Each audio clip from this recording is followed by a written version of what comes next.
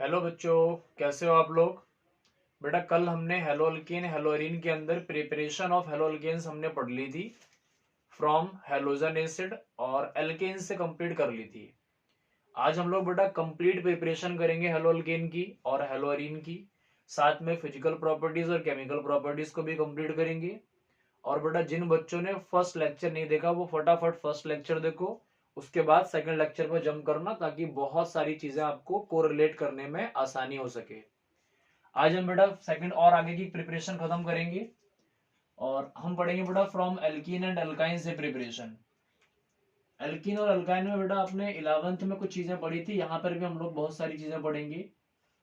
हम लोग बेटा सबसे पहले पढ़ते हैं मैकेनिज्म, बाद में करेंगे, पहले प्रिपरेशन पढ़ लेते हैं। Bye halogen acid, halogen acid से प्रिपरेशन पढ़ेंगे। हेलोजन एसिड में आपके पास होता है HCl, HBr और HI। हमने जो एक एग्जांपल लेता हूं ना, उसके बाद मैकेनिज्म पे पहुंचूंगा, कॉन्सेप्ट सिखाता हूं फिर। जैसे हमने किसी भी एक एल्कीन को ले लिया और एल्कीन को जब भी हमने किसी हेलोजन एसिड के साथ ट्रीट किया और हीट करेंगे तो यहाँ पे बेटा एक मैकेनिज्म था हमारे पास, Markovnikov rule, MR, Markovnikov rule. ये क्या बोलता था कि हेलोजन एसिड का नेगेटिव वाला पार्ट H पॉजिटिव हो गया और Cl नेगेटिव हो गया। हेलोजन एसिड का नेगेटिव वाला पार्ट वहां पर जाके अटैच होगा जहां पे कम नंबर ऑफ हाइड्रोजन होंगे at double bonded carbon atom. मतलब डबल बॉन्डेड कार्बन एटम के पास जाके देखो, जहां पे कम नंबर में हाइड्रोजन है वहां पे आप नेगेटिव वाला पार्ट अटैच कर दो। तो हमारी रिएक्शन हो जा रही थी CH3 CH Cl और CH3। इसी को हम लोग बोला था मार्कोनिकोव एडिशन। बेटा हमने बोला था मार्कोनिकोव एडिशन। इसका छोटा सा मैकेनिज्म है, उसको भी हम साइड में देख लेते हैं। तो यहाँ पे मैं मैकेनिज्म समझा देता हूं।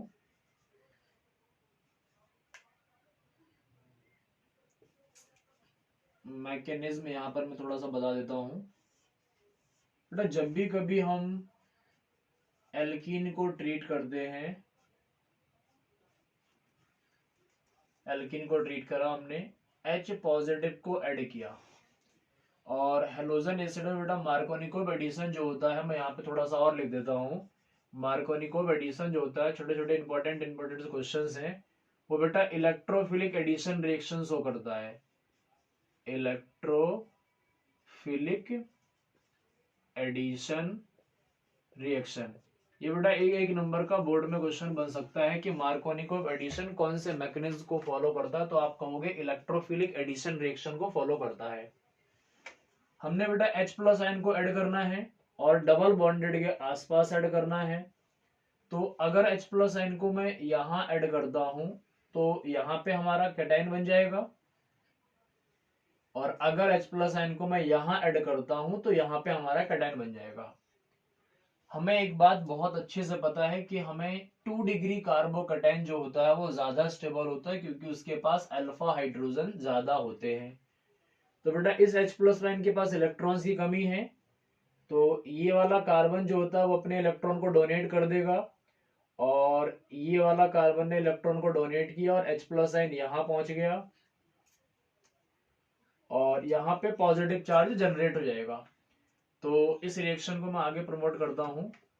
तो CH3 CH पॉजिटिव चार्ज और ये बन गया CH3, क्योंकि बेटा इस वाले कार्बन ने इलेक्ट्रॉन इसको शिफ्ट कर दिया और ये बन गया H प्लस आयन को ने इलेक्ट्रॉन लिया और बन गया यहाँ पर अटैच हो गया, और यहाँ पे इलेक्ट्रॉन्स की कमी होगी तो यहाँ पे कार्बोकैटायन बन गया, ये बन गया कार्बोकैटायन बन गया। और बेटा हमें किसी भी हेलोजन को अटैच करना है तो Cl या फिर कोई भी X ग्रुप यहाँ पर अटैच कर दिया हमने, फटाफट यहाँ पर जाके अटैच हो जाएगा और ये बन जाएगा हमारा CH3 CH। X की जगह पर मैं कोई भी हेलोजन को अटैच कर सकता हूँ, अभी आप जनरल फॉर्मूले में X को ही रख दीजिए और यहाँ पर CH3। एक्स यहाँ पे बेटा क्लोरीन हो सकता है, ब्रोमीन हो सकता है और आयोडीन हो सकता है। इसी मैकेनिज्म को बोलते हैं हम लोग मार्कोनिकोव एडिशन। आपसे 1 नंबर में क्वेश्चन पूछ सकता है कि कौन से एडिशन से फिर कौन सी रिएक्शन को मार्कोनिकोव फॉलो करते थे, तो मार्कोनिकोव रूल बोलता है इलेक्ट्रोफिलिक एडिशन मैकेनिज्म या फिर electrophilic addition reaction.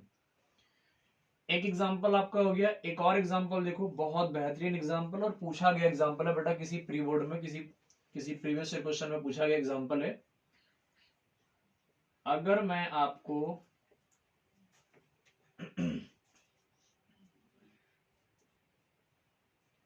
Double bond और CH2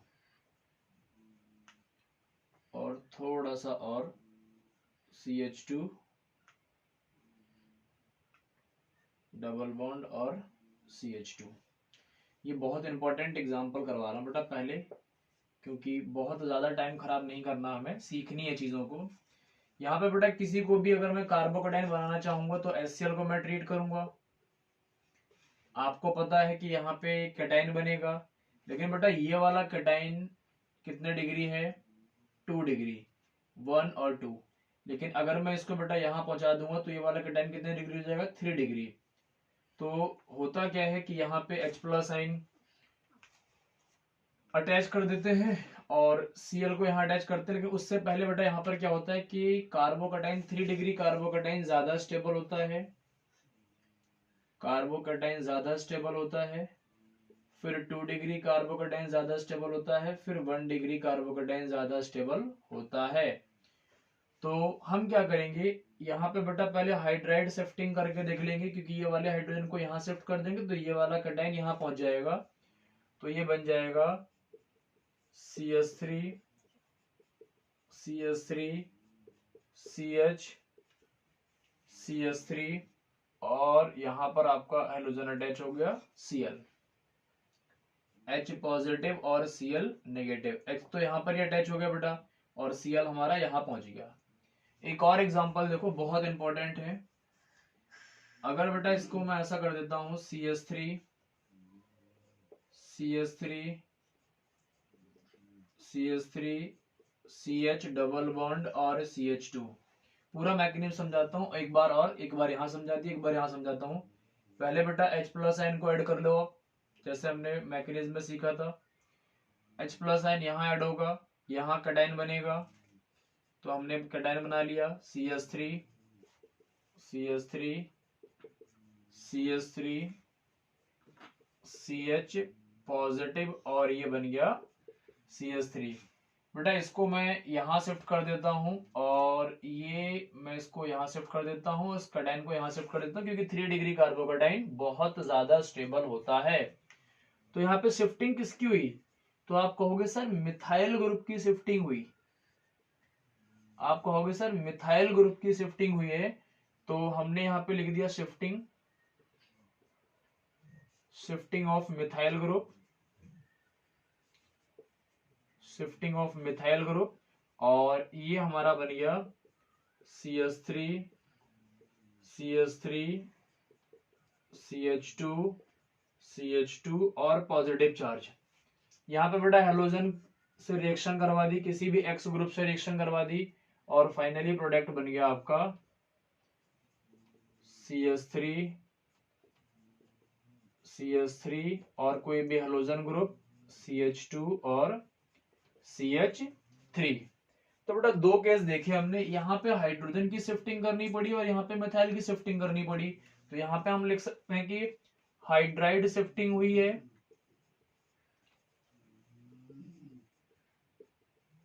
और यहाँ पे बेटा मिथाइल शिफ्टिंग हुई है। तो कार्बोकैटाइन को स्टेबल बनाने के लिए हम लोग हाइड्राइड और मिथाइल शिफ्टिंग कर सकते हैं। मैकेनिज्म हमारा इलेक्ट्रोफिलिक एडिशन रिएक्शन होता है। पहले हमने कार्बोकैटाइन को क्रिएट किया, कार्बोकैटाइन देखा कितने डिग्री है, 3 डिग्री कार्बोकैटाइन ज्यादा स्टेबल होता है क्योंकि उसके पास अल्फा हाइड्रोजन बहुत ज्यादा होते हैं। फिर 2 डिग्री कार्बोकैटाइन, फिर 1 डिग्री कार्बोकैटाइन। ये तीनों इंपॉर्टेंट, बहुत इंपॉर्टेंट एग्जांपल्स हैं बेटा। ये इंपॉर्टेंट एग्जांपल पूछा गया है, ये भी इंपॉर्टेंट एग्जांपल पूछा गया है। हाइड्राइड शिफ्टिंग किसमें होती है, मिथाइल शिफ्टिंग किसमें होती है, आपको ये सारी बातें पता होनी चाहिए। ये बेटा हमने अभी एल्कीन के साथ ट्रीट किया है। अगर मैं एल्काइन के साथ ट्रीट करना चाहूं तो उसमें भी सेम केस बनता है। आप फटाफट इतना नोट करो, फिर आगे बात करते हैं। फटाफट लिखो इसको, लिख लिया होगा आप लोगों ने।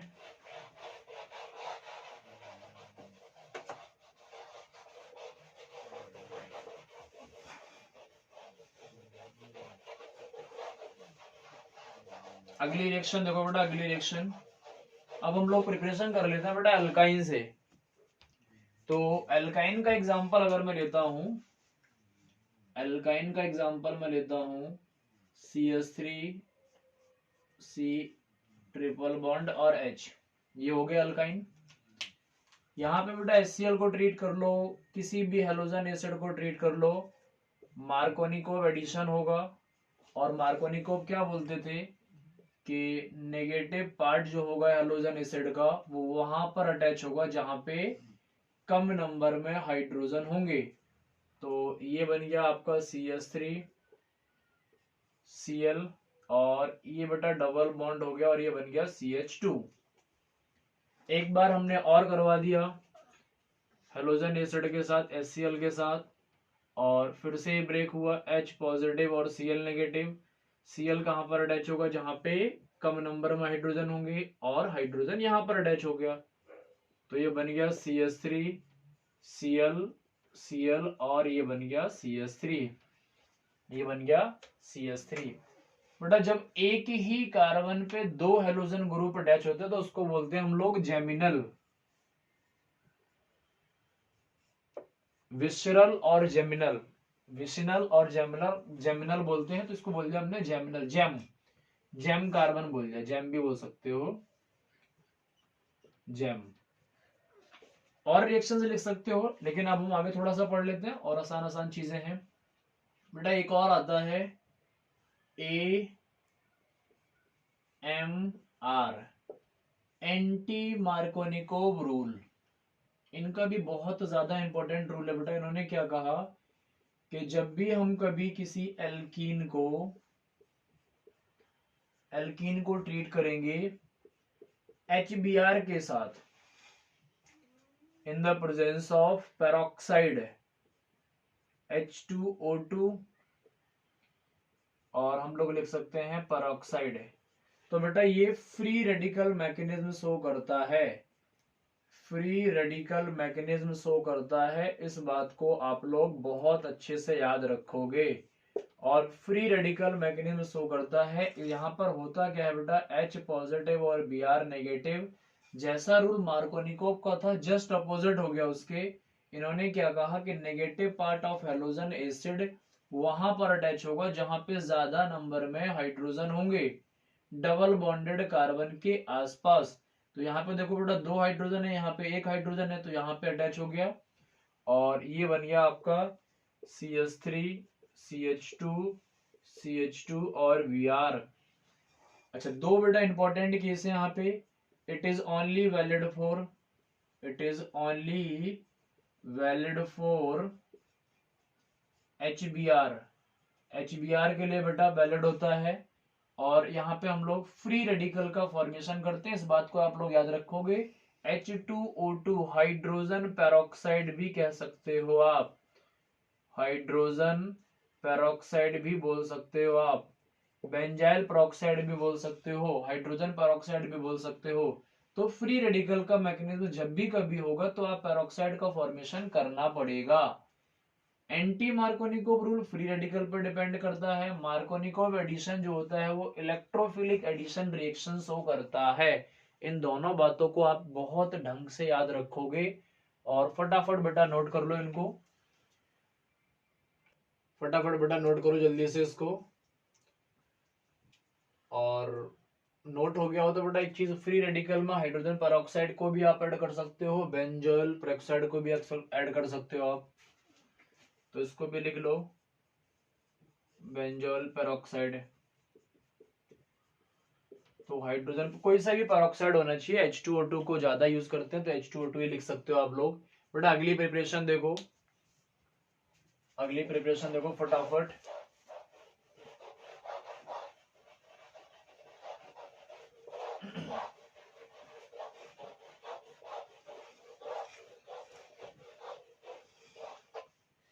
अगली प्रिपरेशन है बेटा direct halogenation.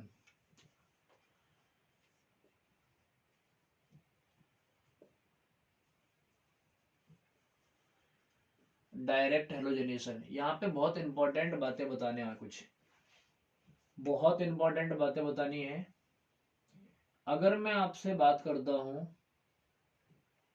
CH2 double bond CH2,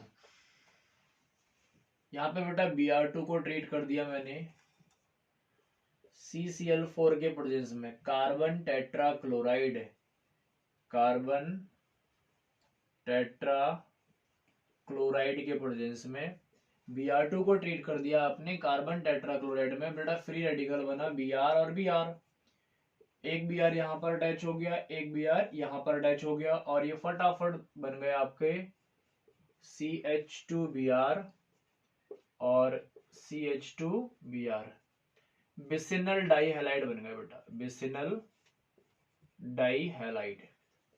बेटा दो अलग अलग लगातार कार्बन पर अगर दो हेलोजन अटैच होते हैं तो बिसिनल डाइहैलाइड, और अगर एक ही कार्बन पर दो हेलोजन अटैच होगा तो जेमिनल डाइहैलाइड बोल सकते हैं।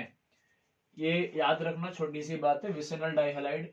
इसके बाद बेटा दो इंपॉर्टेंट एग्जांपल है, बहुत जबरदस्त एग्जांपल है, पूछे गए एग्जांपल है। अगर मैं CH3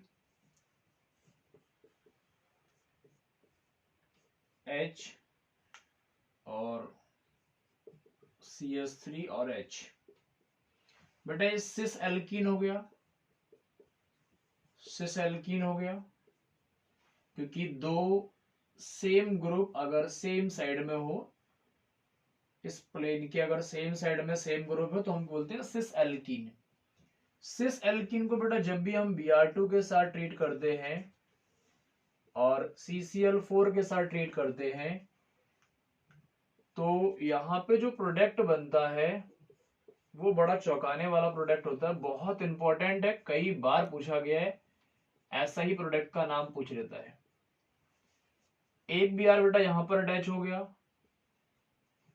और एक Br यहां पर अटैच हो गया, और एक मैं शॉर्ट ट्रिक बता देता हूं, आप लोग कार के नाम से याद रखो बेटा, कार के नाम से C4 सिस एल्कीन, ये शॉर्टकट हो गया आपको याद करने के लिए, कार। A4 anti addition, anti addition होता है यहां पे, और बेटा रेसिमिक मिक्सचर बनता है, रेसिमिक मिक्सचर बनता है। रेसिमिक मिक्सचर क्या होता है इसको हम आगे एक्सप्लेन बहुत डिटेल में करेंगे। यहाँ पे बेटा रेसिमिक मिक्सचर बन जाता है, बहुत इंपॉर्टेंट बात है ये, रेसिमिक मिक्सचर बन जाता है। जब भी कभी सिस एल्कीन होगा, सिस एल्कीन में Br2 को ट्रीट करोगे इन the presence of CCl4, racemic mixture बनेगा। एक और इंपॉर्टेंट बात, जो बेटा ये एल्कीन होता है, ये एल्कीन इस रेडिश ब्राउन कलर को, रेडिश ब्राउन कलर को डीकलराइज कर देता है। बहुत इंपॉर्टेंट बात है, इस बात को भी नोट्स में ऐड है, लिख लेना आप लोग। ये एल्कीन जो होता है इस रेडिश ब्राउन को डीकलराइज कर देता है एंटी एडिशन के टाइम पर। तो आपसे पूछ भी सकता है ऐसा कि डायरेक्ट हेलोजनेशन में कौन से एलिमेंट को लेते हैं और कौन सा कलर डिकलराइज होता है, तो आप कहोगे सर Br2 को ट्रीट करते हैं और रेडिश ब्राउन कलर जो होता है वो डीकलराइज हो जाता है एल्कीन की वजह से, और यहाँ पे रेसिमिक मिक्सचर फॉर्म हो जाता है। मोस्ट इंपॉर्टेंट बात है ये, रेसिमिक मिक्सचर फॉर्म हो जाता है, मोस्ट इंपॉर्टेंट बात है। एक और एग्जांपल ले रहा हूं मैं, सेकंड एग्जांपल और ज्यादा इंपॉर्टेंट हो गया। ये बेटा यहाँ पे मैं ट्रांस एल्कीन ले रहा हूं, यहाँ पे मैं ट्रांस एल्कीन ले रहा हूं, और ट्रांस एल्कीन में आप Br2 को अटैच करोगे, ये बेटा ट्रांस हो गया। ट्रांस एल्कीन में आप Br2 को अटैच करोगे CCl4 के प्रेजेंस में, तो यहाँ पे एक वर्ड याद कर लो आप, टैम, टैम याद कर लो आप। वहां पे बेटा कार याद करा था, यहाँ पे टैम याद कर लो। T4 ट्रांस, ट्रांस एल्कीन, यहां पर भी बेटा एंटी एडिशन होता है, और यहाँ पे बेटा मीजो कंपाउंड बनता है, मीजो कंपाउंड बनता है। Most most most important reaction है ये। ट्रांस एल्कीन में मीजो कंपाउंड बनेगा, सिस एल्कीन में रेसिमिक मिक्सचर बनेगा। इन बातों को आप बहुत अच्छे से याद करके रखोगे।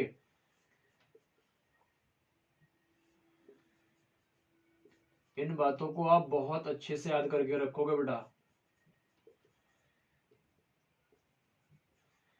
ये बन गया आपका मीजो कंपाउंड, मीजो कंपाउंड। तो क्या क्या पढ़ा हमने बेटा? देखो, डायरेक्ट हेलोजनेशन में डायरेक्ट एल्कीन के साथ ट्रीट कर लिया हमने, कोई दिक्कत ही नहीं हुई। यहाँ पे दो इंपॉर्टेंट केस हैं। अगर मैं सिस एल्कीन को लेता हूं तो रेसमिक मिक्सचर बनता है, अगर मैं ट्रांस एल्कीन को लेता हूं तो मीजो कंपाउंड बनता है। रेसमिक मिक्सचर मीजो कंपाउंड क्या होता है बेटा, हम आगे और भी पढ़ेंगे, इसमें ऑप्टिकल आइसोमेरिज पढ़ेंगे, वहां पे बहुत डिटेल में पढ़ेंगे। इतना आप याद रखो, कार और टेम, बाकी की बातें हम आगे लेक्चर में ऑप्टिकल आइसोमेरिज में पढ़ेंगे। रेसमिक मिक्सचर क्या होता है, कैसे बनता है, मीजो कंपाउंड क्या होते हैं, कैसे बनते हैं, क्या क्या प्रॉपर्टीज है, सब कुछ हम एक्सप्लेन करेंगे डिटेल में। इतना बेटा नोट करो फटाफट, जल्दी नोट करो, फटाफट जल्दी से नोट करो। नोट कर लिया होगा शायद आप लोगों ने। ठीक है बेटा, आगे प्रिपरेशन करते हैं।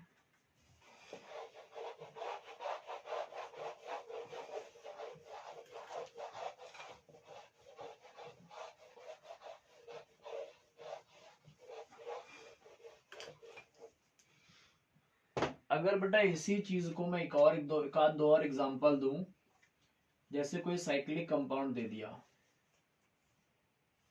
ये दे दिया, इसको बेटा अगर मैं Cl2 के साथ ट्रीट करूं या Br2 के साथ ट्रीट करूं और हीट कर दूं CCl4 के प्रेजेंस में, तो क्या होगा, एक Cl और एक Cl, या फिर एक Br और एक Br, क्योंकि डबल बॉन्ड कार्बन के पास से अटैच होना, तो एक Br हो गया। एक और इंपॉर्टेंट रिएक्शन है, उसको भी सुनो। जब भी किसी एल्कीन को हम हेलोजन के साथ ट्रीट करेंगे, Cl2 या Br2 के साथ, बेटा टेम्परेचर 800 केल्विन के आसपास होना चाहिए। 800 केल्विन के आसपास होगा तो ये एल्केन वाले पार्ट पर अटैच होगा। अगर मैं Cl2 की बात करता हूं तो Cl और Cl फ्री रेडिकल बनेंगे, और ये इस वाले पार्ट पर अटैच हो जाएगा, तो ये बन जाएगा आपका CH2Cl डबल बॉन्ड और CH2, और यहां से H रिलीज होगा, Cl बाहर है तो बेटा HCl रिलीज हो गया। तो एक लाइन लिख सकते हो आप, when alkenes are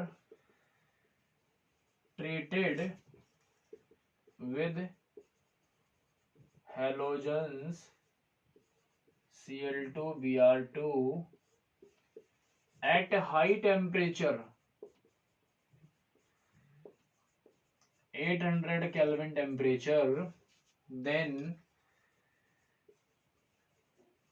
halogen part is attached to alkane part। बेटा हेलोजन एल्केन पर अटैच होता है, ना कि डबल बॉन्ड के आसपास अटैच होता है। हेलोजन हमेशा एल्केन के ऊपर अटैच होता है। बेटा ये रिएक्शन याद रखना, कन्वर्जन में बहुत ज्यादा हेल्प करेगी ये वाली reaction, help in conversion. Conversion में बहुत ज्यादा रिएक्शन ये वाली हेल्प करेगी। जब भी किसी हम एल्केन को हाई टेम्परेचर पर ट्रीट करते हैं तो एल्केन वाले पार्ट पर हेलोजिनेशन होता है या क्लोरिनेशन होता है। अगर क्लोरीन है तो ब्रोमीन है तो ब्रोमिनेशन होता है। बेटा हेलो एल्केन की हमारी सारी प्रिपरेशन कंप्लीट हो गई है।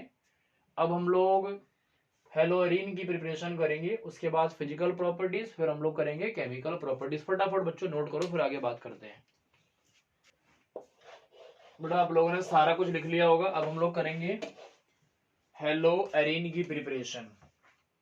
अब हम लोग करेंगे बेटा प्रिपरेशन ऑफ हेलो एरीन। तो लिख लेते हैं प्रिपरेशन ऑफ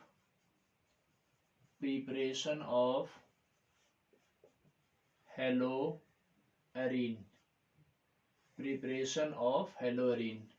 सबसे पहला नंबर होगा बेटा, हेलोजनेशन करोगे आप लोग, हेलोजनेशन करोगे, हेलोजनेशन। हेलोजनेशन बेटा बहुत ही आसान है।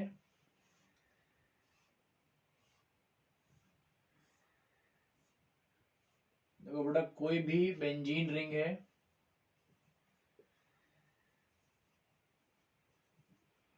बेंजीन रिंग हो गई, आपने हेलोजन के साथ ट्रीट कर दिया Cl2 के साथ।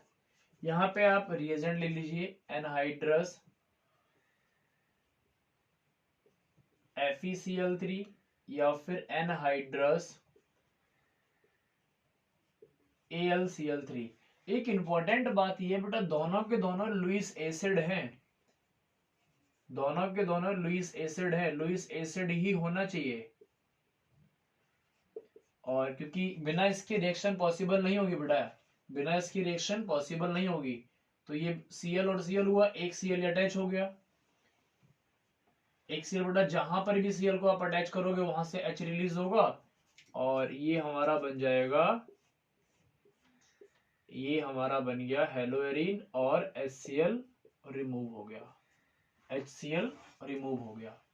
बेटा कोई सा भी यूज कर सकते हो आप, Cl2 को यूज करो या Br2 को यूज करो, और जरूरी नहीं है कि मैं इसी कार्बन पर अटैच करूं, कहीं पर भी अटैच कर सकता हूं, मैं Br2 को भी यूज कर सकता हूं, और दोनों सेम रिजेंट, एनहाइड्रस AlCl3 को यूज करो या फिर एनहाइड्रस FeBr3 को भी यूज कर सकते हो आप लोग, FeCl3 या फिर FeBr3 को भी लिख सकता हूं मैं, FeBr3 किसी को भी यूज करो, जहां पे आपका मन करे वहां पे हेलोजन को अटैच करो। Br और Br हो गया, कहीं पर भी अटैच कर दो, मैं यहां अटैच कर देता हूं इस बार, तो भी आपका हेलोएरिन बना, तो भी आपका हेलोएरिन बना, और HBr बाहर साइड प्रोडक्ट रिलीज हो गया। एक और इंपॉर्टेंट है, एक और इंपॉर्टेंट रिएक्शन है बेटा, उसको भी थोड़ा याद कर लो। अगर मैं टॉलिन को लिख देता हूं, अगर मैं टॉलिन को लिख देता हूं CH3,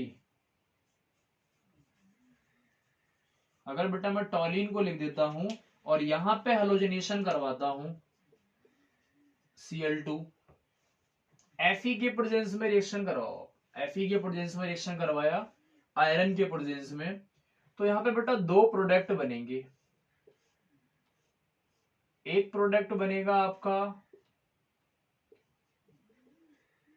क्लोरीन ऑर्थो पोजीशन पे लग गया, और दूसरा प्रोडक्ट आपका बन गया क्लोरीन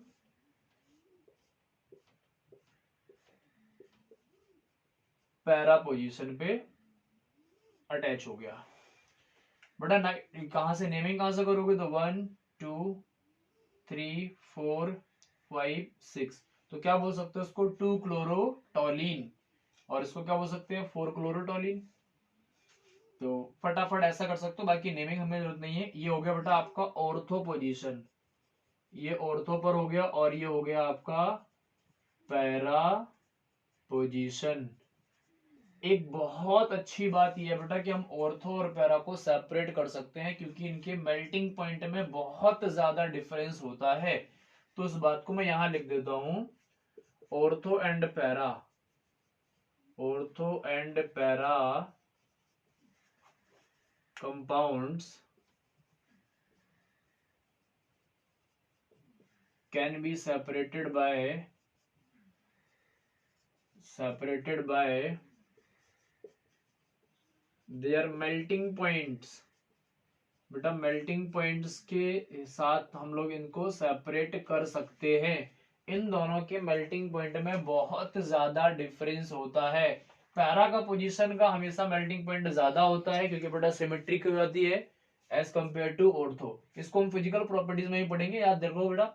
CH3 और Cl ग्रुप दोनों अपोजिट साइड हो गए, ड्यू टू सिमेट्री इसका मेल्टिंग पॉइंट हमेशा ज्यादा होता है एज कंपेयर टू ऑर्थो। फटाफट इतना नोट करो बेटा, फिर आगे बात करते हैं। बेटा फटाफट जल्दी से नोट करो, और फटाफट जल्दी से नोट कर सकते हो आप लोग। बेटा ऑर्थो और पैरा का ये मैं फिजिकल प्रॉपर्टीज में और एक्सप्लेन कर दूंगा, लेकिन आप हमेशा याद रखना पैरा का जो होता है हमेशा मेल्टिंग पॉइंट ज्यादा होता है। बेटा पैरा और ऑर्थो पोजीशन को पहचानने में प्रॉब्लम नहीं होनी चाहिए। जहां पे कोई भी ग्रुप अटैच है उसके पड़ोस वाले जो दोनों कार्बन है वो ऑर्थो पोजीशन है बेटा, ऑर्थो ऑर्थो। जहां पे ग्रुप अटैच है उसके अपोजिट वाला पैरा पोजीशन होता है और बचा हुआ मेटा पोजीशन होता है।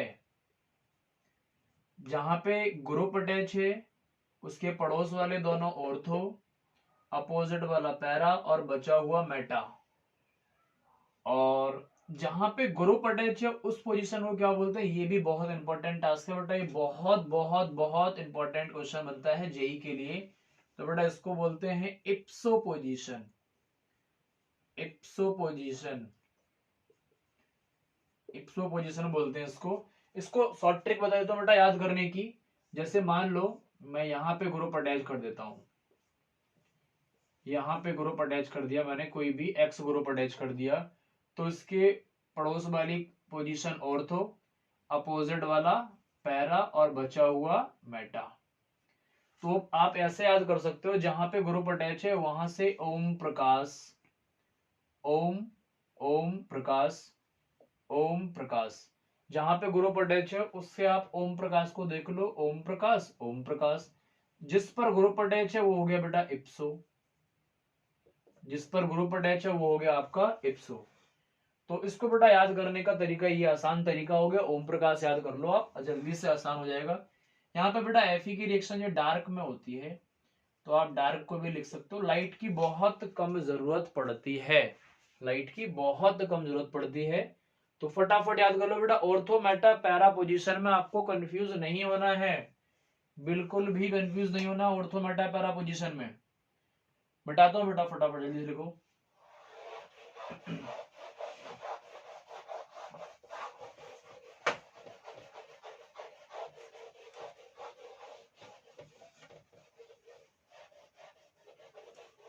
बेटा यहां से अब हमारे पास कुछ नेम रिएक्शंस दोबारा से आ रही हैं।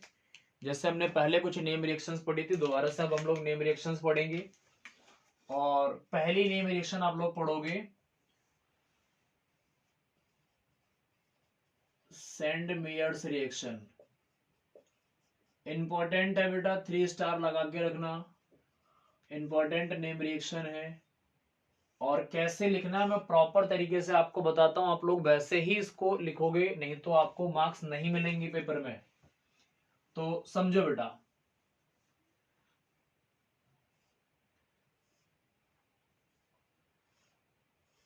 सबसे पहले हमने बनाया NH2 एनिलीन, एनिलीन, एनिलीन को ट्रीट किया HNO3 नाइट्रिक एसिड के साथ NaCl। या तो बेटा इस रिएजेंट को यूज करो या फिर NaNO2 के साथ HCl को ट्रीट करो। ये बेटा नाइट्रिक एसिड हो गया, आपको पता है नाइट्रिक एसिड हो गया, और ये हो गया आपका सोडियम नाइट्राइट, सोडियम नाइट्राइट। इन दोनों में से बेटा किसी भी रिएजेंट को आप एक को ट्रीट कर लो, और कितने डिग्री टेम्परेचर पे, तो 0 से लेके 5 डिग्री सेल्सियस टेम्परेचर, या फिर 273 से लेके 278 केल्विन टेम्परेचर। एक ही बात है, दोनों में से किसी को भी यूज कर लो, एक ही चीज है। जो बेटा हमारा प्रोडक्ट बना वो बना हमारा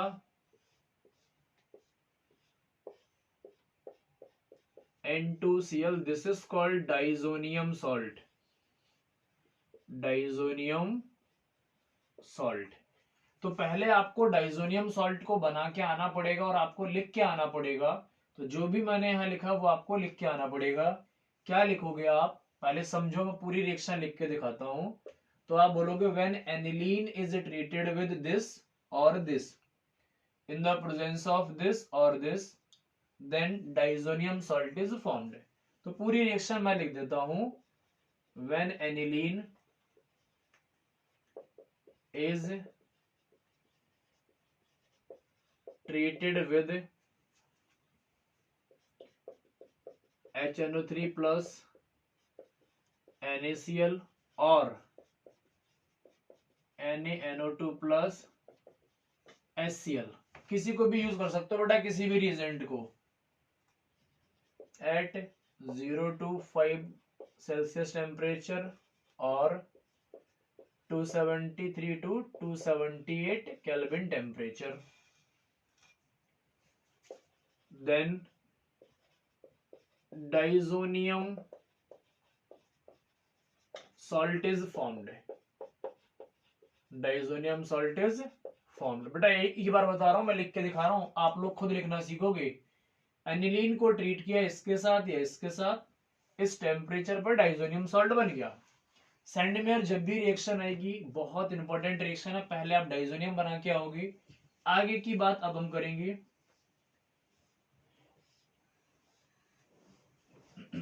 बेटा डाइजोनियम को ट्रीट करेंगे अब हम लोग।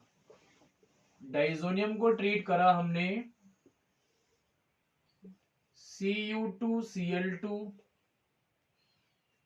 या फिर CuCl के साथ HCl या फिर Cu2Br2 या CuBr के साथ HBr। बेटा कॉपर हैलाइड को ट्रीट करा हमने HCl के साथ, कॉपर हैलाइड को ट्रीट किया हमने HBr के साथ। ये Br के हैलाइड हो गए और ये क्लोरीन के हैलाइड हो गए। अगर मुझे क्लोरीन को अटैच करना तो मैं क्लोरीन के हैलाइड को लूंगा, अगर मुझे Br को अटैच करना तो मैं Br को हैलाइड को लूंगा। तो यहाँ पे रिएक्शन बन गया आपका, अगर बेटा मैंने क्लोरीन के हैलाइड को लिया तो क्लोरीन अटैच हो गया और N2 आपका साइड प्रोडक्ट रिलीज हो गया। अब आपको स्टेटमेंट लिख के आनी पड़ेगी, तो आप क्लोरीन के लिए लिखो या ब्रोमीन के लिए लिखो, एक ही बात है। अगर मैं Br2 के हैलाइड को लिखता हूं तो यहाँ पे Br अटैच हो जाता, बनना आपका हेलो एरीन ही होता है। बनना आपका हेलो एरीन ही है। तो आप किसी भी हैलाइड को यूज कर लो, आपकी मर्जी है। तो आप क्या लिखोगे आप समझो। व्हेन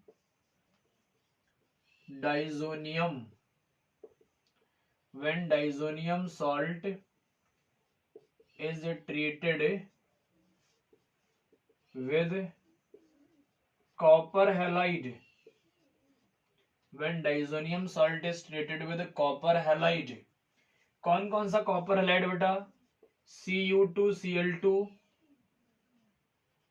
या फिर CuCl के साथ HCl और Cu2Br2 या फिर CuBr के साथ HBr। थोड़ा सा हीट किया in the presence of heat, in the presence of heat, then haloarene is formed. Haloarene is formed, haloarene prepare हो गया। एंड द रिएक्शन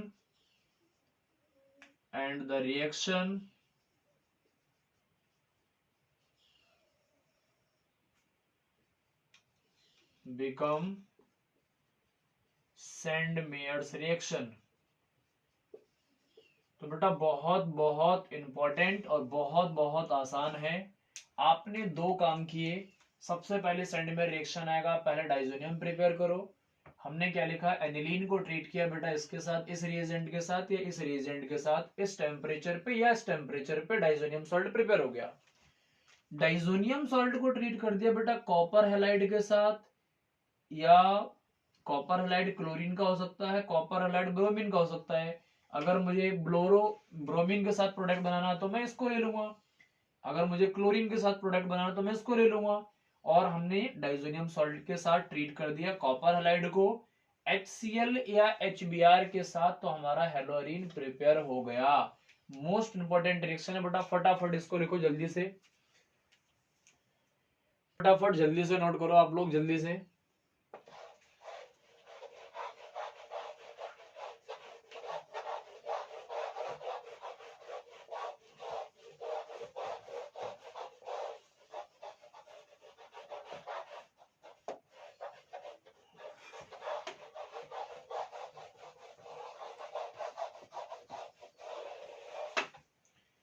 अगली प्रिपरेशन देखो बेटा,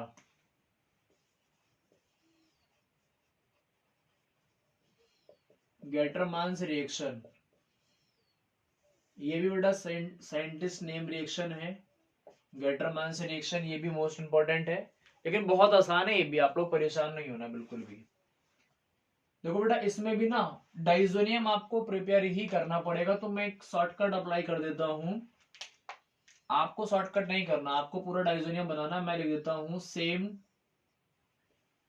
up to diazonium salt. Diazonium salt तक बेटा सेम है, तो डाइजोनियम सॉल्ट तक तो सेम ही है। अब मैं डाइजोनियम सॉल्ट के आगे की बात कर रहा हूं। आप लोगों को डाइजोनियम सॉल्ट बनाना होगा, स्टेटमेंट भी लिखनी होगी उसकी प्रॉपर, जब भी नोट्स बनाओगे आप तब। आगे की रिएक्शन में बेटा डाइजोनियम सॉल्ट के आगे की बात करता हूं। इन्होंने क्या कहा, इन्होंने बोला कि डाइजोनियम सॉल्ट को आप ट्रीट करो कॉपर पाउडर के साथ, ड्राई फॉर्म में, इन द प्रेजेंस ऑफ HCl। तो यहां पर हमने बेटा कॉपर पाउडर के साथ ट्रीट किया, तो Cl अटैच हो गया और N2 रिलीज हो गया, और ये बन गया हमारा hello arene. Most easy reaction, सबसे आसान और सबसे ज्यादा इंपॉर्टेंट। कॉपर पाउडर के साथ ट्रीट कर दिया। अगर बेटा मेरे को Br को अटैच करना था, तो फिर मैं N2Cl के साथ, यहाँ पे कॉपर पाउडर तो लिखना ही है आपको, कॉपर पाउडर के साथ HBr को ट्रीट कर देता। HBr को अगर मैं ट्रीट कर देता तो यहाँ पे ब्रोमीन अटैच हो जाता, ब्रोमीन अटैच हो जाता, और यहाँ पे साइड प्रोडक्ट आपका N2 रिलीज हो गया। ये बेटा हो गई आपकी गटरमान रिएक्शन, मोस्ट इजी होगी। बस आप लोग यहां तक याद रखो बेटा, same up to diazonium salt. Diazonium salt के बाद ये वाली कहानी लिखनी होगी, आप लिखना आना चाहिए आपको, तो आप लिख सकते हो। स्टेटमेंट क्या लिखोगे इनकी, स्टेटमेंट में लिख देता हूं, when diazonium salt, when diazonium salt is treated with, is treated with किसके साथ बेटा, copper powder, in the presence of, in the presence of HCl or HBr, HCl or HBr, then haloarine is formed, arine is formed, and the reaction, and the reaction becomes Guttermann's reaction।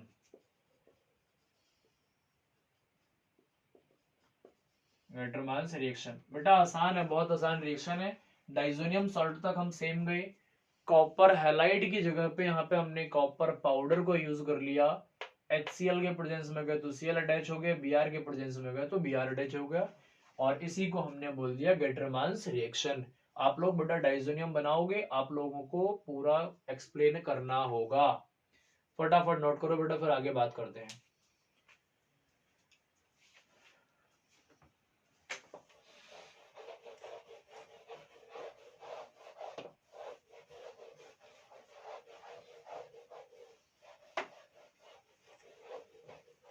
अगला बेटा देखो, अगली preparation,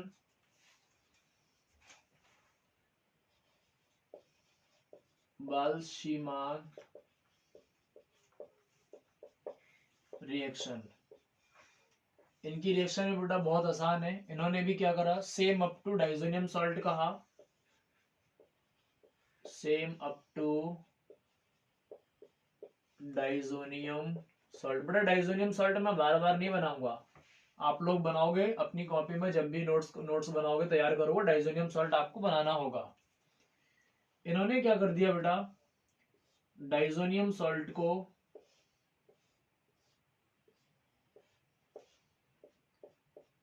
N2Cl को treat कर दिया HbF4, HbF4 के साथ कर दिया। और इसको इन्होंने थोड़ा सा हीट कर दिया तो प्रोडक्ट बना, एक इंटरमीडिएट बन गया, इंटरमीडिएट बन गया N2BF4, N2BF4 बन गया और बेटा HCl बाहर रिलीज हो गया। बेटा ये अनस्टेबल थे, आप समझ सकते हो, इंटरमीडिएट थे, इसको थोड़ा सा फिर से हमने हीट करा, H नहीं लिखो आप, कुछ भी लिखो, तो बेटा यहाँ पे F अटैच हो गया,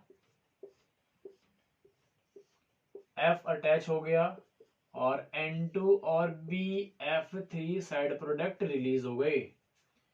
और एक इंपॉर्टेंट बात यह कि बेटा it is only valid for fluorine, it is only valid for fluorine, सिर्फ और सिर्फ फ्लोरीन के लिए वैलिड है, स्पेसिफिक है, स्पेसिफिक है, सिर्फ और सिर्फ फ्लोरीन के लिए वैलिड है। बेटा इसका कभी कभार ना आपसे पूछ लिया जाता है कि डाइपोल मोमेंट कितना होता है, तो आप इसका डाइपोल मोमेंट भी बता सकते हो, डाइपोल मोमेंट। बेटा इसका स्ट्रक्चर बनाओगे तो आप ऐसा कुछ बनेगा, और फ्लोरीन ज्यादा इलेक्ट्रोनेगेटिव है तो अपनी तरफ को अट्रैक्ट करेगा।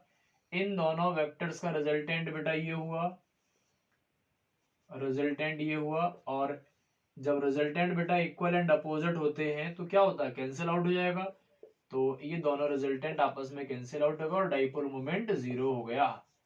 डाइपोल मोमेंट क्या होता है बेटा, mu is equal to, mu से रिप्रेजेंट करते हैं हम लोग, mu is equal to q into d. Q क्या है, चार्ज, और डी क्या है, डिस्टेंस। तो इसका बेटा डाइपोल मोमेंट जीरो होता है, ये भी इंपॉर्टेंट क्वेश्चन हो गया। कैसे हो गया, तो बेटा रिजल्टेंट डाइपोल मोमेंट ने अपोजिट साइड के डाइपोल मोमेंट को कैंसिल कर दिया। इस लाइन को लिख सकते हो आप कि resultant dipole moment of two fluorine, resultant dipole moment of two fluorine is cancelled out by the opposite side of fluorine, side of fluorine. So its dipole moment become zero. बेटा इसका dipole moment become zero. अच्छा बेटा अगर इसका कभी ना आपसे नाम पूछ लिया जाए तो क्या बोलोगे, तो बोल सकते हो आप डाइजो, मैं पूरा नाम लेता हूं, benzene diazonium tetra fluoroborate, benzene diazonium tetra fluoroborate. बेटा बेंजीन ये हो गया, डाइजोनियम ये हो गया, टेट्रा ये हो गया, फ्लोरो ये हो गया, बोरेट ये हो गया, तो बेंजीन डाइजोनियम टेट्रा फ्लोरोबोरेट। हालांकि पूछता नहीं है आपसे, लेकिन क्या पता कभी कुछ आ जाए क्वेश्चन। तो बेंजीन, बेटा बेंजीन में BENZEN ई नहीं लगाना आपको क्योंकि डाइजोनियम के साथ है, तो बेंजीन डाइजोनियम टेट्रा फ्लोरोबोरेट, ये इंपॉर्टेंट है, ये इंपॉर्टेंट है बेटा, बेंजीन डाइजोनियम टेट्रा फ्लोरोबोरेट। इसको फटाफट नोट कर लो, फिर आगे बात करते हैं। जल्दी से नोट करो। इस नाम को बेटा याद भी कर सकते हो, नहीं भी कर सकते हो, ऐसी कोई दिक्कत नहीं है। अच्छा इसका नाम अगर पूछ ले तो आप क्या बोलोगे, तो क्या बोलोगे, फ्लोरोबोरेट या फिर फ्लोरोबोरिक एसिड है।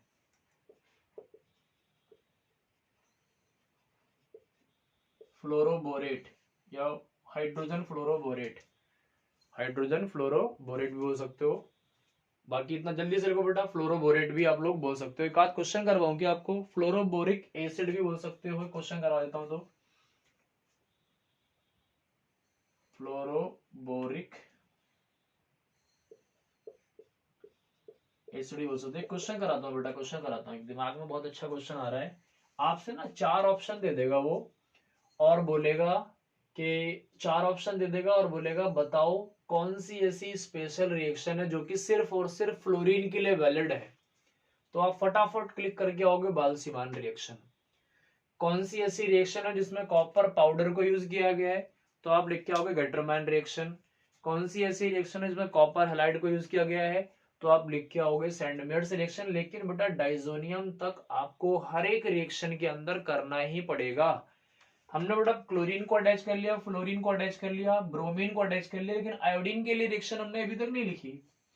अगर मेरे को आयोडीन को अटैच करना है बेंजीन के ऊपर, तो फिर मैं क्या करूंगा, उसके लिए एक और रिएक्शन अपने पास है, उसको भी देख लो फटाफट जल्दी से, और फिर आगे खत्म करते हैं इसको जल्दी से।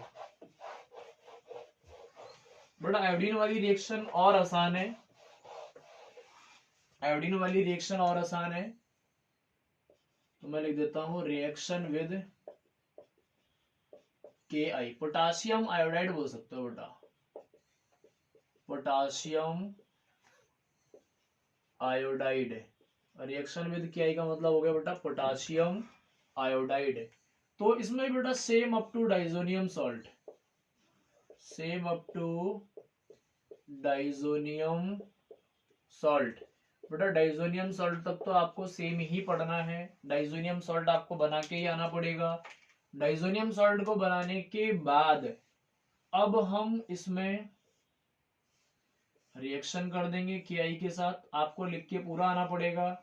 N2Cl बना लिया आपने डाइजोनियम सॉल्ट, डाइजोनियम सॉल्ट बना लिया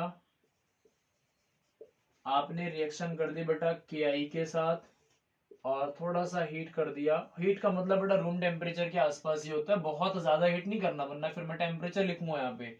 जब भी डेल्टा बनाए इसका मतलब क्या हुआ, रूम टेम्परेचर के आसपास की बात चल रही है। तो ये देखो बेटा यहाँ पर आयोडीन अटैच हो गया और ये बन गया हमारा हेलो एरीन, ये बन गया हमारा हेलो एरीन, आयोडीन अटैच हो गया और ये KCl बाहर रिलीज हो गया और N2 बाहर रिलीज हो गया। तो N2 और KCl हमारे बाहर रिलीज हो गए, N2 और KCl हमारे बाहर रिलीज हो गए। बेटा सारी प्रिपरेशन हो गई आपकी, ये लास्ट प्रिपरेशन थी आपकी हेलो एरीन की, फटाफट इसको नोट करो। फिर हम लोग पढ़ेंगे physical properties of hello arene. Physical properties of hello arene करते हैं। सुनो इसको मिटाता हूं बेटा,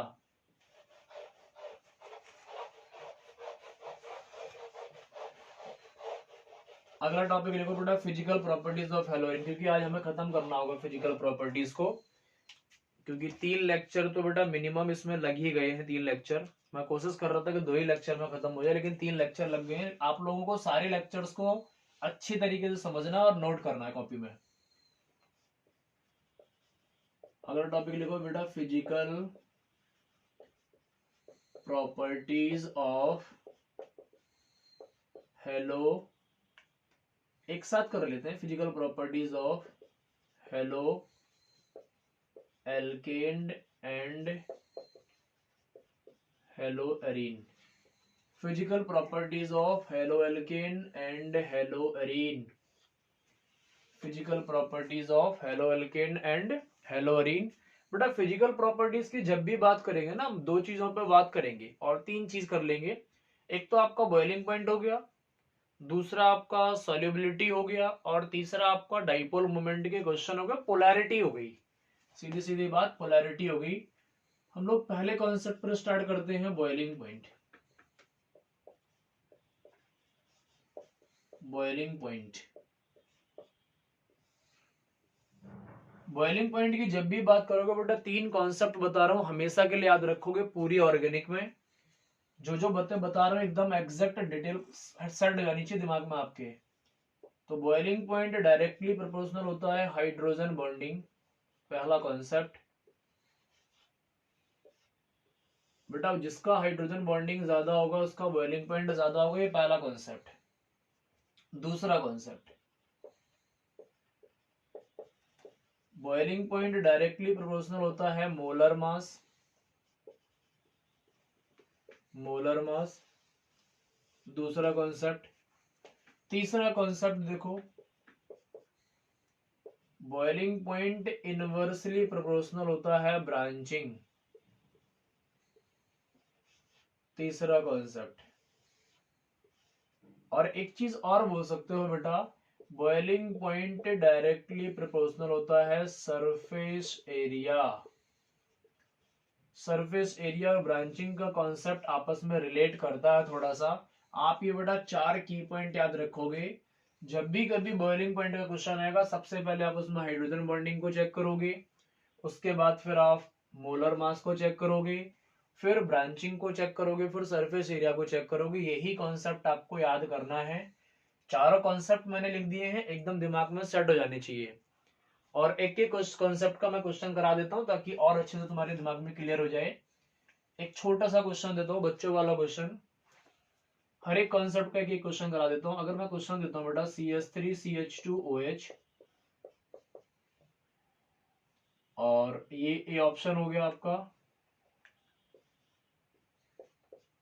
बी ऑप्शन में हो गया आपका CH3CH2Cl, और सी ऑप्शन में हो गया आपका CH3CH2 और CH3, CH2CH3 और CH3। इन तीनों में बेटा सबसे ज्यादा बॉइलिंग पॉइंट किसका होगा, तो आपको पता होना चाहिए कि सबसे पहले हम बेटा हाइड्रोजन बॉन्डिंग को देखेंगे। तो देखो इन तीनों में से किसी में हाइड्रोजन बॉन्डिंग तो नहीं हो रही है, तो हमें पता चला कि हाइड्रोजन बॉन्डिंग इसमें हो रही है। तो बेटा देखो ये दोनों दोनों एल्काइल ग्रुप तो सब में ही सेम है। फर्स्ट वाले में हाइड्रोजन बॉन्डिंग हो रही है, इसका मतलब क्या हुआ, बॉइलिंग पॉइंट ज्यादा होगा। तो सबसे ज्यादा ऑर्डर हो गया आपका, मैं ऑर्डर लिख देता हूं पूरा, CH3CH2OH। यहाँ हाइड्रोजन बॉन्डिंग हो रही है, हाइड्रोजन बॉन्डिंग हो रही है। बहुत सारे बच्चों को हाइड्रोजन बॉन्डिंग नहीं पता होगा, हाइड्रोजन बॉन्डिंग क्या होता है, तो अभी मैं शॉर्ट में बता देता हूँ एक शॉर्ट ट्रिक के साथ। हाइड्रोजन की बॉन्डिंग होना बेटा फॉन के साथ, हाइड्रोजन की बॉन्डिंग होना फ्लोरीन के साथ, हाइड्रोजन की बॉन्डिंग होना ऑक्सीजन के साथ, हाइड्रोजन की बॉन्डिंग होना नाइट्रोजन के साथ। This is called hydrogen bonding. इनके साथ ही क्यों होता है, तो स्मॉल साइज है बेटा, स्मॉल साइज है इनका, और हाई इलेक्ट्रोनेगेटिविटी है, हाई इलेक्ट्रोनेगेटिविटी है इनकी। और इनके पास बेटा तीनों के पास और इसके पास भी, चारों के पास डी ऑर्बिटल नहीं होता।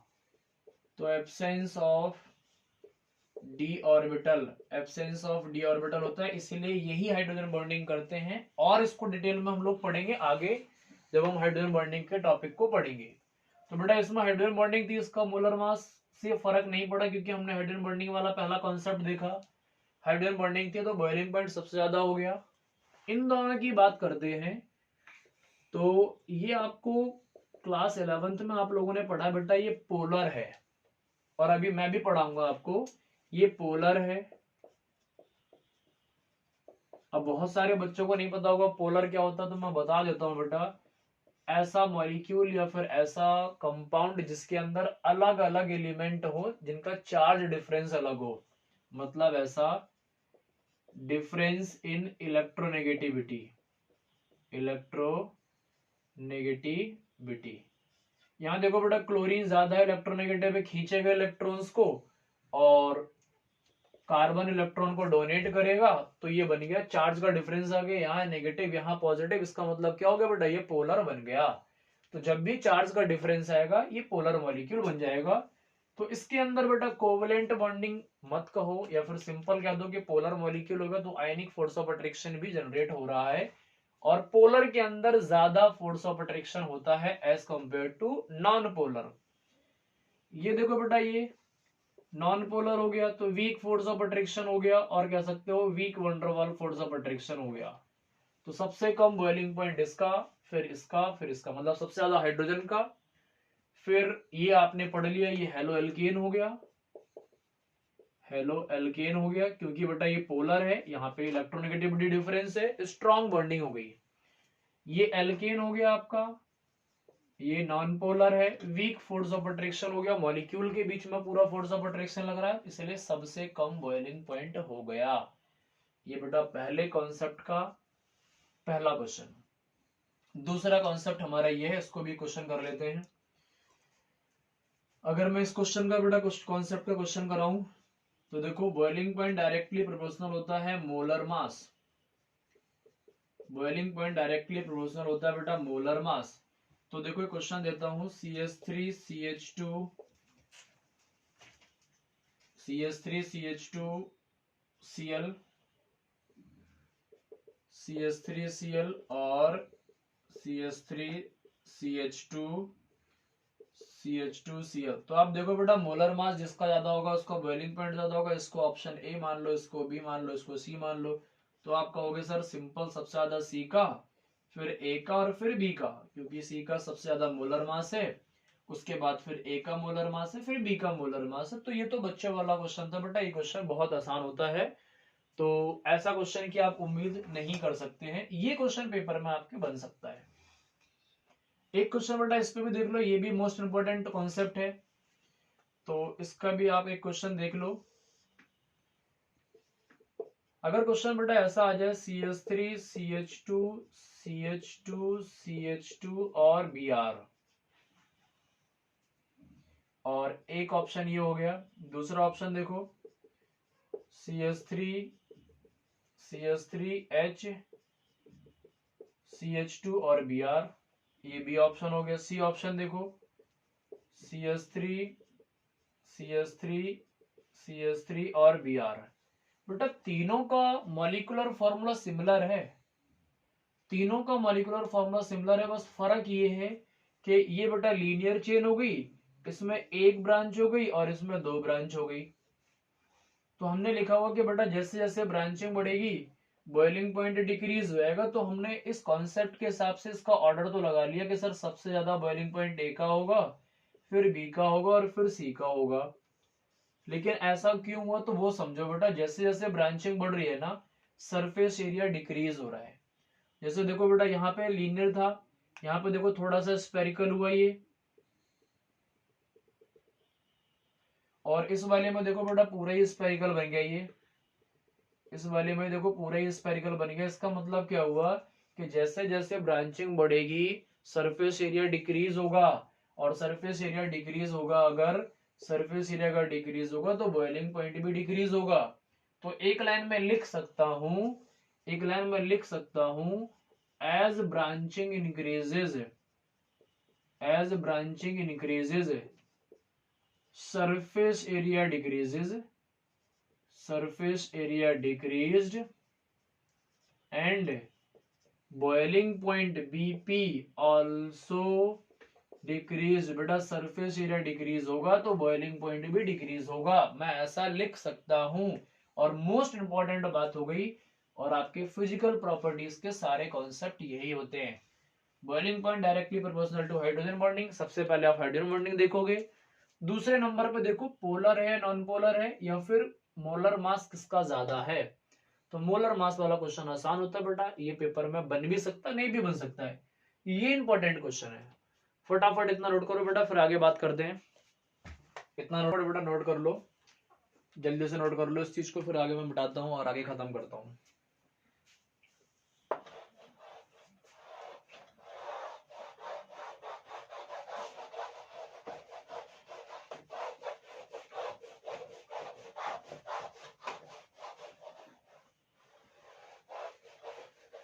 अच्छा बेटा तीन क्वेश्चन और बन सकते हैं आपके, तो कुछ एक दो ऑर्डर में रटने के लिए बता देता हूँ आपको। और ये एनसीईआरटी में छुपे हुए हैं, आप इनको पढ़ते नहीं हो कभी भी और क्वेश्चन बन चुका होता है। अगर मैं बेटा मेल्टिंग पॉइंट की बात करूं ना, तो आप ऐसा बोल सकते हो कि सर पैरा क्लोरो, ऐसा बोल सकते हो कि फिर डाई मतलब पैरा पर ग्रुप अटैच है तो उसका बॉइलिंग पॉइंट ज्यादा होता है ऑर्थो वाले से। और लास्ट में होता है आपका ये बेटा पैरा पर अटैच है, ये ऑर्थो पर अटैच है, और ये हो गया आपका मेटा वाला।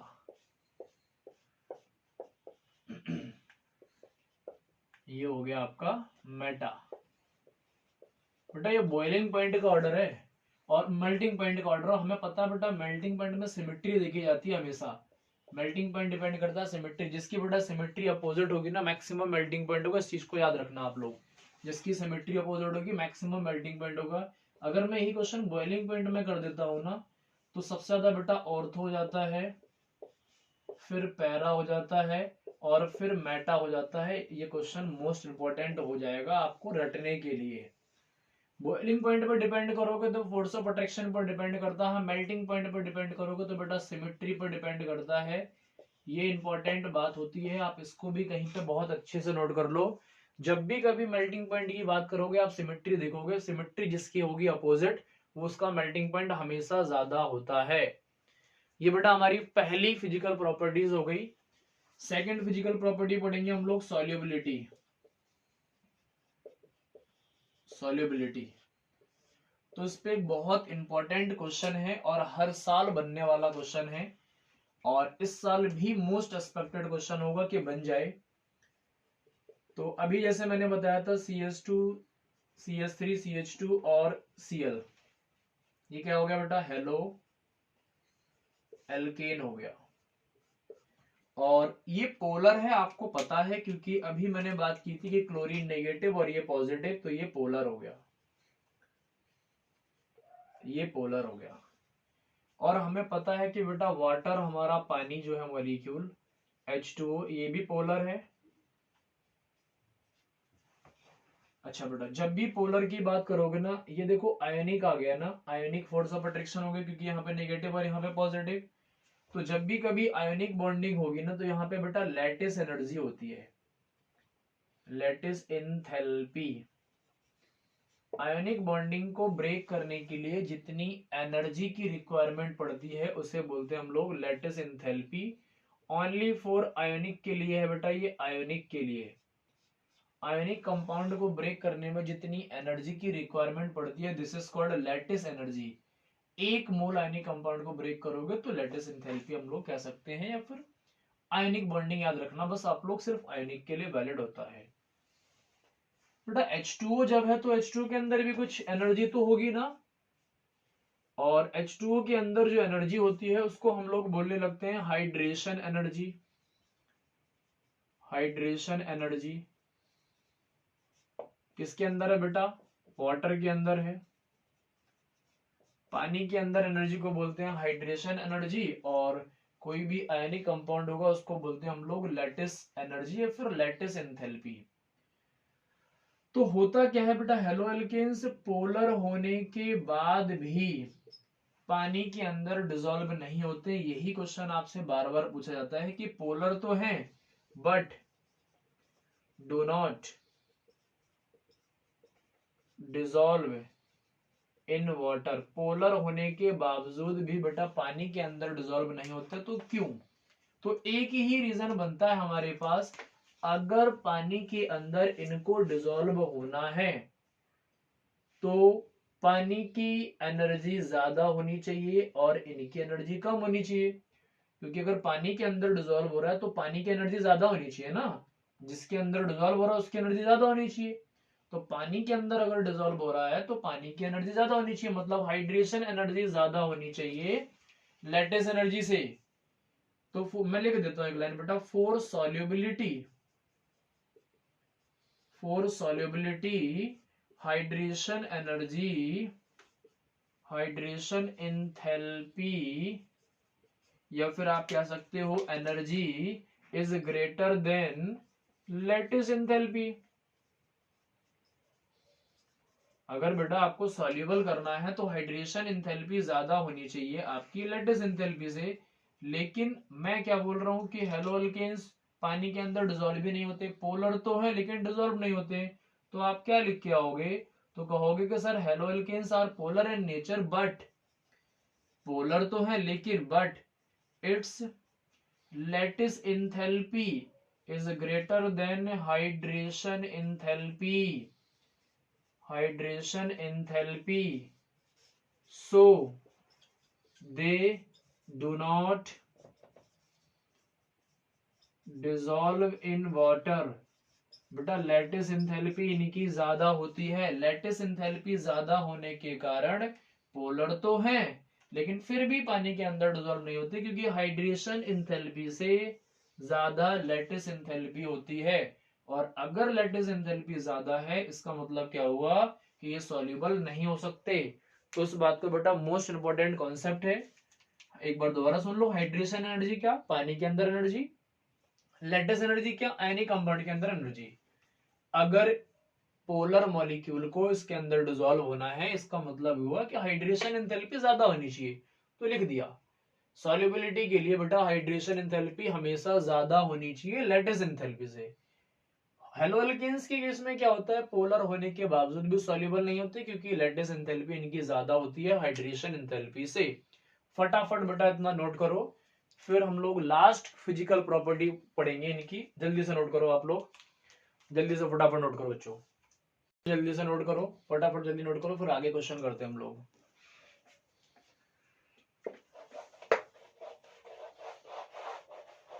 आगे बेटा अगली प्रॉपर्टी लिखो आप लोग, बॉन्ड पोलैरिटी।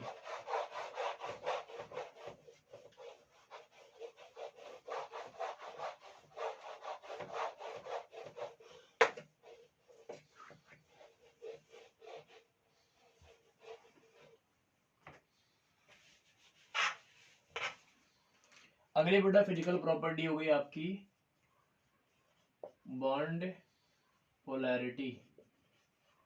तो बेटा जैसा हमने अभी पढ़ा था, पोलर का मतलब क्या होता है, चार्ज डिफरेंस होता है, तो यहां पर भी कुछ ऐसा ही होगा बॉन्ड पोलैरिटी के अंदर। तो समझो, पहले क्वेश्चन समझो। अगर बेटा मैं बात करता हूं, ये हो गया आपका हेलो एरीन, और ये हो गया आपका हेलो एल्केन। बेटा दोनों पोलर हैं, हेलो एल्केन भी पोलर है, हेलो एरीन भी पोलर है, क्योंकि यहां पर भी एक अलग एलिमेंट है क्लोरीन, और यहां पर भी एक इलेक्ट्रोनेगेटिव एलिमेंट है क्लोरीन, मतलब दोनों पोलर है। तो क्वेश्चन बनता है कि कौन ज्यादा पोलर और कौन कम पोलर। तो यहाँ पे एक अलग कॉन्सेप्ट होता है, उसको समझो बेटा। जिस कार्बन से इलेक्ट्रोनेगेटिव एलिमेंट जुड़ा है, इसको देखते हैं, और यहाँ पे मैं इसका स्ट्रक्चर बना लेता हूं। हालांकि ऐसा स्ट्रक्चर होता नहीं है, ऐसा स्ट्रक्चर होता है, लेकिन हम पढ़ने के लिए ऐसे ही स्ट्रक्चर बना लेते हैं ताकि अच्छी तरह समझ में आ जाए। बेटा यहाँ पे इस कार्बन से अटैच है, यहाँ पे इस कार्बन से अटैच है, तो देखो बेटा ये एक सिग्मा बॉन्ड, ये एक सिग्मा बॉन्ड, एक ये सिग्मा बॉन्ड, ये पाई बॉन्ड। हम लोग जब इसका हाइब्रिडाइजेशन स्टेट निकालेंगे तो बेटा sp2 हो गया, क्योंकि सिर्फ 3 सिग्मा है, और हाइब्रिडाइजेशन स्टेट के अंदर हम लोग सिर्फ सिग्मा बॉन्ड को काउंट करते हैं। यहाँ पे इस कार्बन का हाइब्रिडाइजेशन स्टेट निकालोगे तो आप कहोगे सर sp3 हो गया, क्योंकि 1 2 3 और 4 सिग्मा बॉन्ड हो गए। sp2 के अंदर बेटा देखो 3 एलिमेंट है, या फिर ऐसा हो सकता है 3 ऑर्बिटल हैं, एक s का और 2 p के। sp3 के अंदर 4 ऑर्बिटल हैं, एक s का और 3 p के। अगर बेटा मैं परसेंट की फॉर्म में इनको डिवाइड करता हूं तो 100/3, 3 लोग हैं, तो ये हुआ 33.33%।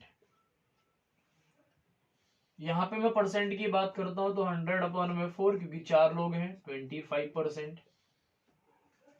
बेटा अगर 33% आ रहा तो s का 33 हुआ, और बाकी का 2 p के होगा, तो 33 p के हो गए। तो मुझे सिर्फ s का मतलब है, एक मैं कॉन्सेप्ट बताता हूं आपको। s परसेंटेज डायरेक्टली प्रोपोर्शनल होता है बेटा इलेक्ट्रोनेगेटिविटी।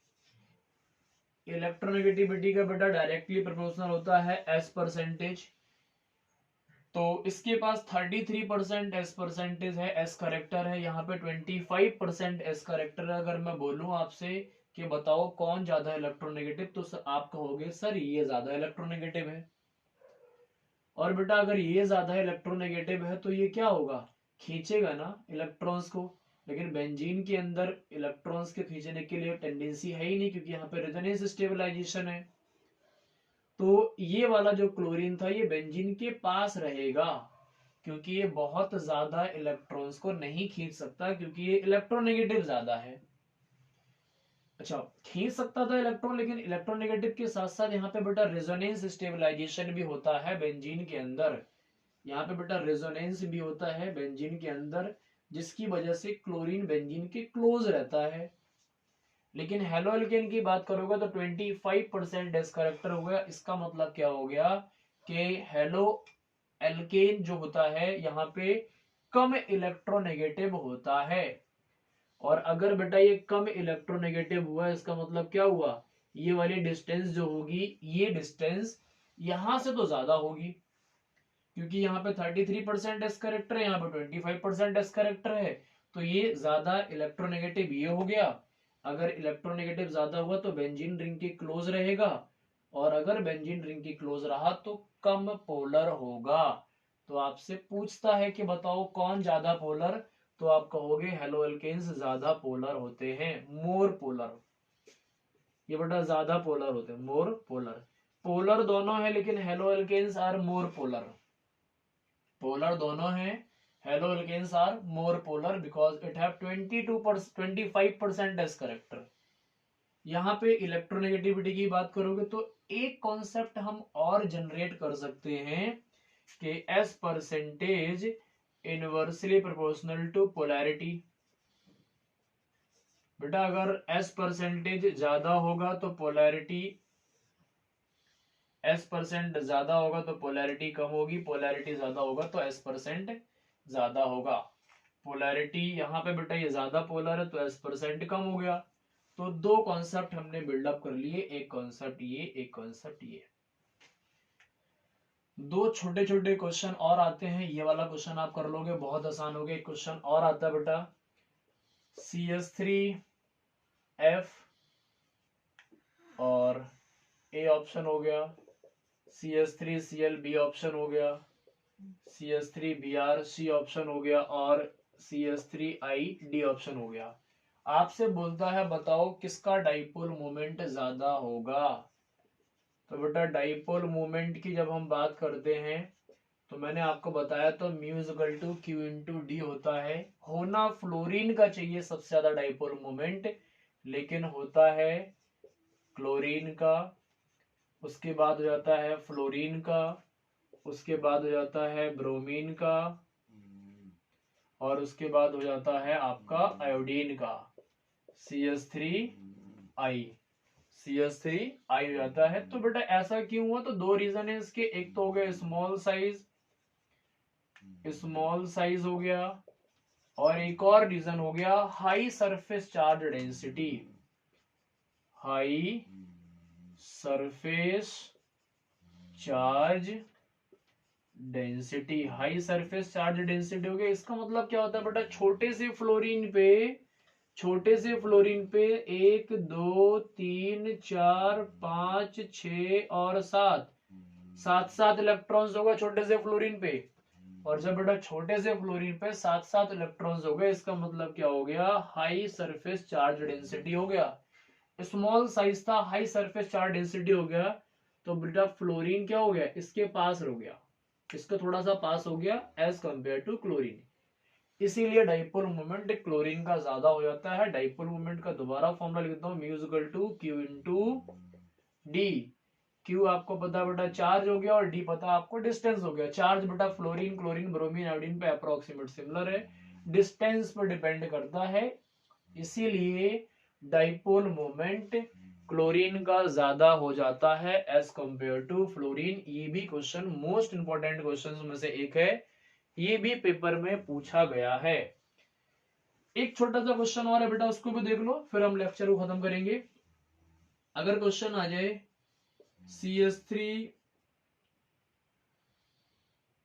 CH3Cl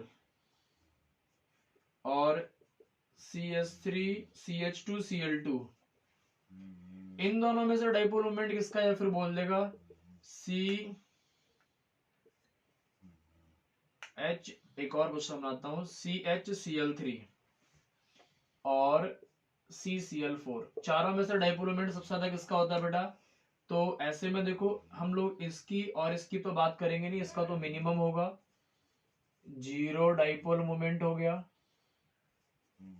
इसका जीरो डाइपोल मोमेंट हो गया बेटा। इन दोनों की बात करेंगे, इन दोनों की बात करेंगे तो इन दोनों का देखो मैं स्ट्रक्चर बनाता हूं कुछ। तो कार्बन बेटा क्लोरीन, क्लोरीन, हाइड्रोजन और हाइड्रोजन। देखो एक क्लोरीन बेटा इधर इलेक्ट्रोनेगेटिव है, एक क्लोरीन इधर इलेक्ट्रोनेगेटिव है, ये रिजल्टेंट हो गया इनका, ये रिजल्टेंट हो गया। और दो वेक्टर्स है बेटा परपेंडिकुलर होते हैं तो रिजल्टेंट का मैक्सिमम होता है। रिजल्टेंट का आपको फॉर्मूला याद है ना, अंडर रूट में a square b square plus 2ab cos theta, तुम लोगों ने बहुत फिजिक्स में पढ़ा है। तो दो वेक्टर्स परपेंडिकुलर दो तो रिजल्टेंट मैक्सिमम हो गया, 90 का रिजल्टेंट हो गया। और इसकी बात करता हूं बेटा तो इसका भी स्ट्रक्चर देख लो, Cl, Cl, Cl और H। बेटा इन दोनों का रिजल्टेंट देखो ये हो गया।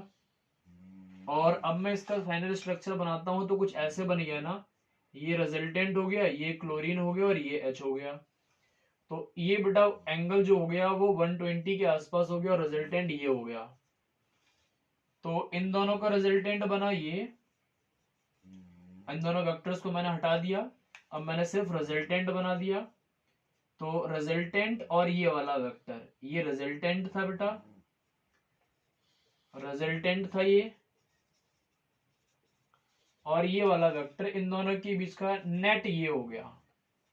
तो बेटा जब हम मैग्नीट्यूड देखते हैं ना तो 90 का डाइपोल मोमेंट हमेशा ज्यादा होता है एज कंपेयर टू 120। तो इस क्वेश्चन में ये ऑप्शन ए हो गया, ये बी हो गया, ये सी हो गया और ये डी हो गया। तो आपका आंसर क्या हो जाएगा बेटा, सबसे ज्यादा हो गया आपका बी का, उसके बाद सी का, फिर ए का और फिर डी का। ये भी क्वेश्चन बेटा मोस्ट इंपॉर्टेंट क्वेश्चंस में से होता है। दो वेक्टर्स अगर परपेंडिकुलर हैं आपस में 90 होगा तो उसका मैक्सिमम डाइपोल मोमेंट होगा। यहाँ पर वेक्टर बेटा 120 पर है तो यहाँ पे 90 से थोड़ा सा कम हो गया, और यहाँ पर CCl4 में तो जीरो हो गया डाइपोल मोमेंट, क्योंकि बेटा CCl4 का जब मैं स्ट्रक्चर बनाऊंगा तो सारे वेक्टर्स एक दूसरे को कैंसिल आउट कर देंगे। तो यहाँ पे μ 0 हो जाता है, μ 0 हो जाता है। यही बेटा आज का लास्ट टॉपिक था, बॉन्ड पोलैरिटी। बेटा अच्छे से पढ़ना है आप लोगों को, फर्स्ट लेक्चर बेटा पूरा देख लेना, उसके बाद आप लोग सेकंड लेक्चर पर जंप करना। थर्ड लेक्चर इसके बाद होगा, उसमें हम लोग पढ़ेंगे केमिकल प्रॉपर्टीज ऑफ हेलोअल्केन एंड हेलोअरीन। उसके बाद हम लोग चैप्टर पूरा फिनिश कर लेंगे। ओके बच्चों, ठीक है, बाय बच्चों।